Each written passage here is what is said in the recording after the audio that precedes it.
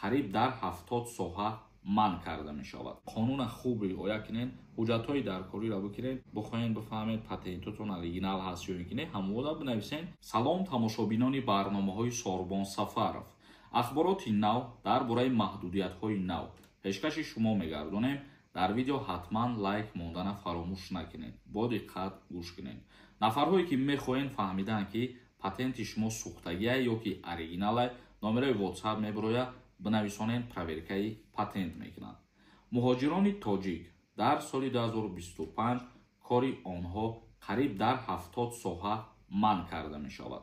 чихеле ки медонед, дар соли 2024 ин хел буд ки дар чандин шаҳрҳои Федератсияи Русия барои кору фаъолияти муҳоҷирон маҳдудиятҳо ворид карданд. дар баъзе аз корҳо кори муҳоҷиронро бигем манъ карданд ва инчунин тасмим гирифтанд ки дар соли 2025 низ 70 соҳада кор кардани шаҳрвандони хориҷиро манъ бикунанд, аз ҷумла дар шаҳри Оренбург, Челябинск, Калуга, Рязан, Самара ва дигар ҷойҳо.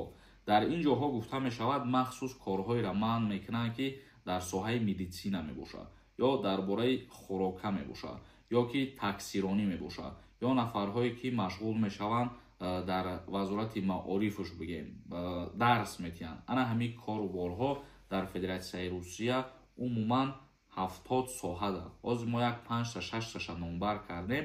ҳамагӣ 70 соҳа 70 кор мебошад ки барои муҳоҷирон дар ҳамин шаҳри номбаркардаи мо манъ карда мешавад. ин мумкин то охири сол ҳамихе рафтаам мегирад, яъне яку якбора дар 70 соҳа манъ намекунанд кора. ҳар қарор баромада, ҳар маҳдудиятҳо ворид карда, умуман дар соли 2025 то охири сола 70 соҳада кору фаъолият кардани муҳоҷиронро боз манъ мекунанд. акнун комментарияҳои шуморо мехонем, ба саволҳо ҷавоб мегардонем. границаи Қазоқистон хоҳед сафар кунед, номерошон мебароя, занг занед, аз номи ма гап занед, меоянд айдари хонатон мегиранд. як нафар нависонда: акама телефон харидам, дуздӣ будай, мада следовател занг задистай, ному фамилияма гирифт, чикор кунам? Мега Адель биё дар Россия. ҳар телефон ки дуздӣ будай туро харидагӣ бошӣ, агар мерай дар уҷа баёнотам мегиранд ва пурсон мешаванд ки ту аз куҷо харидӣ, аз кӣ гирифтӣ. ҳамихели суолҳову пурсупос мешавад дар ин мавзӯъҳо. як нафари дигар нависондай: салом акаи Сорбон, ман Тоҷикистон омадаам, 2 моҳу 10 рӯз шид, метавонам ба Россия барам, регистратсия мекарда бошам, патент доштам. бале, вақте ки рафтӣ бояд сари нав документота қонунӣ кун. ҳамин дар ҳар ҷое ки қарор доред қонуна хуб риоя кунед, ҳуҷҷатҳои даркориро бикунед. фикр мекунам ки мушкилӣ ӯ қадар зиёд намешавад. як нафари дигар нависондае ки ассалому алайкум ака, барои далнабойшико маълумотем пассажир дошта бошад. имина савол табинавис бародар, дар ҳамон бора мо суҳбат мекунем, гап мезанем. як нафари дигар нависондае: ассалому алайкум ака, чеки патента дер споридем, базада нест, базада монда мешавад гуфтанд сотрудник полиция. аниқ ҳаст ё ин ки не? патент сухтагӣ боша агар не намешавад дигар. вале шумо метавонед ки рафта муроҷиат кунед ба ҳаму сахр ва ё ба ФМС барои ин чиз ё ки ба МВД то ки ура агар уведомление боз накарда бошед метавонанд аннулировать кунанд. ва аммо ба ҳамин хотир шуморо дар аввали видео гуфтем ки бихоҳед бифаҳмед патентотон оригинал ҳаст ё ин ки не, ҳамода бинависед, ин чиз аниқ мекунанд, мегам ба шумо. як нафари дигар нависондай: салом акаи Сорбон, мегӯянд то 3 моҳ дар Тоҷикистон наистӣ, Россия барои патент наметаҳанд, рост боша ҳамин? не, ин гап асос надорад, лекин то 3 моҳ набестӣ. ҳозир бисёри вақтҳо дар аэропортҳо ҳамира сабаб кардастанд ки шумо бояд 3 моҳ меистодед, ба Россия меомадед. Салимов нависондай: салом алайкум ака, кӯтоҳ кардан фаҳмонӣ мешавад. мегуфтӣ чӣ хеле ҳамун рӯйхати 120 000-ро биёвем. сайти вазорати меҳнат, яъне ки шуғли аҳолӣ медароед, ҳамун меҳнатиҷӣ менависед, дар ҳамунҷа дохилида ҳамин чиза дарёфт карда метавонед. як нафари дигар нависондай: ассалому алайкум, ҳамин телефони нав чанд моҳа бошад мешавад?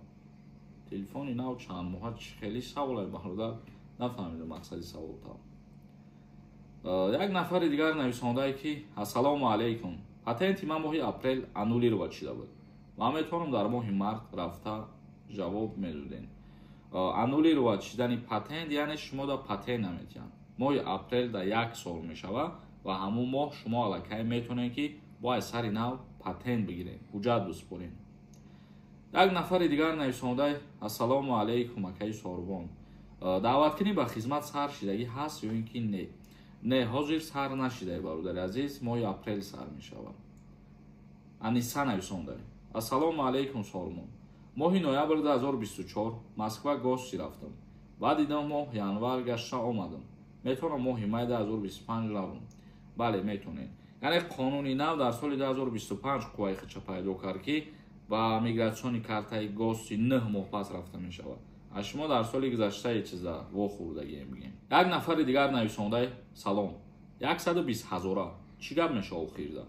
رویخط 120,000 را ما گفتیم که یعنی مهلت دادگی بودن تا 5 فوریه که حجت‌های خودتون قانونی کنین و اگر نه دپورتاسیا میشین و همون مهلت به آخر رسید و ریت‌ها سر شدگیان بگیم یک تا پاورکا کرده از بازا دپورتاسیا میکنن. وقتی که دستگیر میکنن میبینن در چهار سپیسکا هستین و کمبودی خودتون حل نکردین، البته که دپورتاسیا میکنن. به خاطر که 4-5 ماه وزارت کارهای داخلی آگاهی داد به مردم که بودوباش خودتون قانونی بگردونین.